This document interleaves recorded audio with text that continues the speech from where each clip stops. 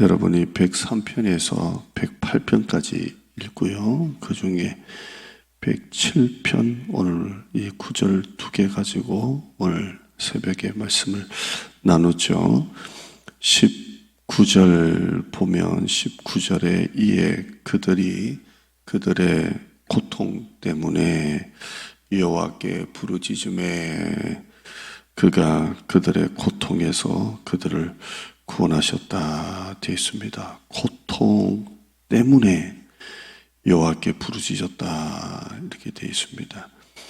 우리 삶에 고통이 오잖아요. 고통이 오고 어려움이 오면 하나님이 고통을 주시는 이유가 있어요. 우리 가운데 고난을 주시고 어려움을 주시는 이유 중에 하나가 첫째는 우리를 겸손하게 하려고, 우리를 겸손하게 하시려고 하나님이 우리에게 고통을 주십니다.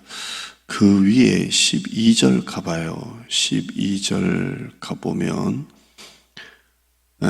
그러므로 그가 고통을 주어 그들의 마음을 겸손하게 하셨음에 13절에 그들이 환난 중에 여호와께 부르짖음에 이렇게 되어 있고요.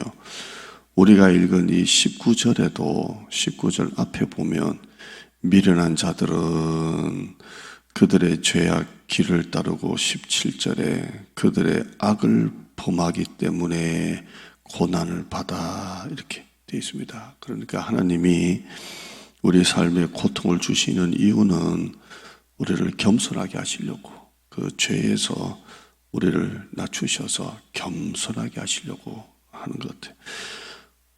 여러분도 고난을 겪다 보면 그 고난의 터널을 이렇게 지나다 보면 그 터널 가운데 우리의 마음이 겸손해지는 걸 봐요. 이렇게 겸손해지는 걸 봅니다.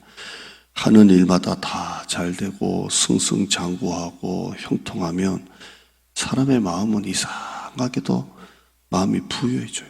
부유해지고 나도 모르게 교만해지고 그렇거든요. 그런데 고통을 겪으면 인간의 마음은 이렇게 겸손해져요.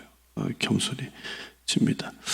두 번째는 19절에 오늘 보면 이에 그들의 고통 때문에 여호와께 부르짖음에 되어 있습니다. 고통 때문에 여호와께 부르짖었다라고 되어 있어요. 여러분 힘든 일을 겪으면 기도가 진실해집니다.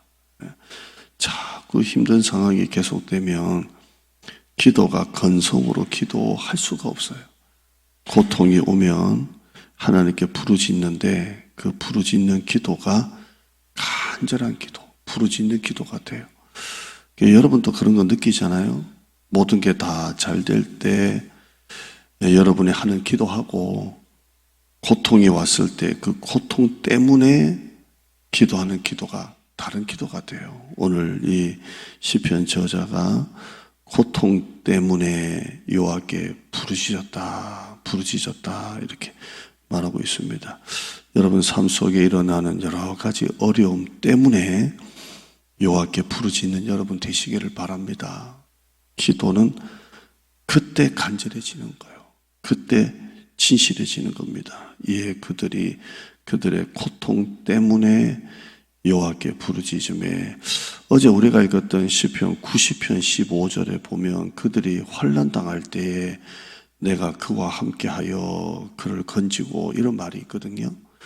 환난 당할 때에 하나님이 우리와 함께 하신다라고 되어 있습니다. 우리는 환난 당할 때 하나님이 멀리 계시는 것처럼 느껴지거나 안 계신 것처럼 느껴지지만 하나님은 우리가 환난 당할 때에 내가 너와 함께 하겠다 이렇게 말씀하십니다. 여러분 고통 때문에 하나님께 부르짖는 여러분 되길 바랍니다. 오늘 이 새벽에도 여러분의 삶에 크고 작은 어려움이 있다면 그 고통 때문에 여호와께 부르짖는 새벽 되기를 축복합니다. 이게 축복입니다. 기도는 그때 진실해지고요. 20절 같이 한번 읽어볼까요? 20절입니다. 시작. 그가 그의 말씀을 보내어 그들을 고치시고 위험한 지경에서 건지시는도다. 자, 고통 때문에 여호와께 부르짖어요. 그러면 하나님께서 뭘 보내신다고요? 말씀을 보내셔서 그들을 고치시고 그 위험한 위경에서 우리를 건져주십니다. 이 말씀을 좀 읽다 보면 좀 독특하죠. 고통 때문에 여호와께 부르짖으면 하나님이 누구를 보내주세요? 천사를 보내주시거나 아니면 돕는 사람을 보내주시거나 그럴 때가 있죠. 그런데 오늘 이 20절은 고통 때문에 여호와께 부르짖었는데 하나님이 뭘 보내신다고요? 말씀을 보내세요. 말씀을 보내세요. 여러분이 고통 때문에 여호와께 부르짖으면 하나님이 돕는 사람도 보내시기도 하고 천사를 통해서 일하시기도 하고 환경도 하나님이 열어주시기도 하지만 본질적인 것은 하나님이 고통 때문에 부르짖는 하나님의 자녀들에게 말씀을 보내십니다. 말씀. 이게 참 특별한 은혜가 있습니다. 하나님은 여러분의 일상 속에 오늘 이 새벽기도 여러분이 드리는 예배 가운데 여러분이 1년 1독 하는 가운데 하나님이 뭘 보내신다고요? 말씀을 보내세요. 말씀을 보내십니다. 들을 말씀이 없는 게 아니라 붙잡을 수 있는 말씀이 없는 게 아니라 여러분을 붙잡을 힘이 없어서 그래요. 하나님은 여러분 가운데 말씀을 보내십니다. 그러니까 들을 말씀이 없다. 틀린 거예요. 붙잡을 말씀이 없다. 틀린 거예요. 여러분의 말씀을 붙잡을 힘이 없어요. 말씀을 들을 수 있는 귀가 닫혀서 그래요. 하나님은 여러분에게 고통 때문에 부르짖는 여러분에게 말씀을 보내세요. 말씀을. 저도 설교 준비하면서 그 설교 준비하는 가운데 하나님이 저에게 말씀을 보내세요. 말씀을 보내세요. 여러분이 주일 설교를 듣고 매일 새벽을 들으면서 그 설교 중에 한 개를 딱 붙잡는 거예요.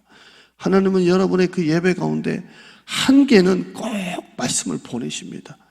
그 말씀을 붙잡을 때 여러분의 그 고통 가운데 일어설 수가 있는 것입니다. 제일 힘든 건 뭐냐면 고통이 힘든 게 아니라 붙잡을 수 있는 말씀이 없다는 게 힘든 거예요. 하나님은 여러분에게 말씀을 보내세요. 설교를 통해 말씀을 보내시고 여러분이 큐티할 동안 읽는 동안 말씀을 보내셔서 우리를 고치시고 그 위경에서 우리를 건지시는 하나님이십니다. 들을 말씀이 없으면 제목만이라도 붙잡으세요. 모든 설교마다 하나님의 말씀을 보내십니다. 붙잡을 힘이 없는 나에게 힘을 주셔서 말씀을 들을 수 있는 귀와 마음을 주셔서 여러분이 그 말씀을 붙잡기를 축원합니다. 기도할게요. 하나님 아버지 감사합니다. 말씀이 없는 게 아니라 들을 말씀이 없는 게 아니라 말씀이 안 들리는 게 아니라 하나님은 분명히 나에게 말씀을 보내십니다. 설교를 듣다가도 이 짧은 설교 하나에도 주일 설교에도 수요일 설교에도 내가 성경을 읽다가도 하나님이 그 위험한 지경 가운데 있는 나에게 고통 때문에 부르짖는 나에게 말씀을 보내십니다. 하나님 나에게 그 말씀을 붙잡을 수 있는 힘을 주시고 그 말씀을 들을 수 있는 귀를 주셔서 나에게 주시는 말씀을 놓치지 아니하고 말씀을 붙잡고 일어나게 하여 주시옵소서. 오늘 또 말씀을 보내시는 하나님, 나에게 말씀을 통해 일으키시는 하나님, 그 말씀을 통해 일어나는 우리 성도들 되게 하여 주시고 우리에게 말씀을 주셔서 말씀을 붙잡고 기도하고 말씀을 붙잡고 승리하고 말씀을 붙잡고 살아가는 성도들 되게 하여 주시옵소서. 교회를 축복하시고 너를 축복하는 자에게는 내가 복을 준다고 했는데 우리 교회가 이 지역에 복을 주는 교회가 되게 하여 주시고 하나님을 찾는 자, 교회를 찾는 자에게 우리 교회가 노아의 방주 같은 교회가 되게 하여 주시옵소서. 오늘도 기도할 때 하나님 만나 주시고 거룩한 새벽, 하나님 만나는 새벽 되게 하여 주시옵소서. 예수님의 이름으로 기도드리옵나이다. 아멘.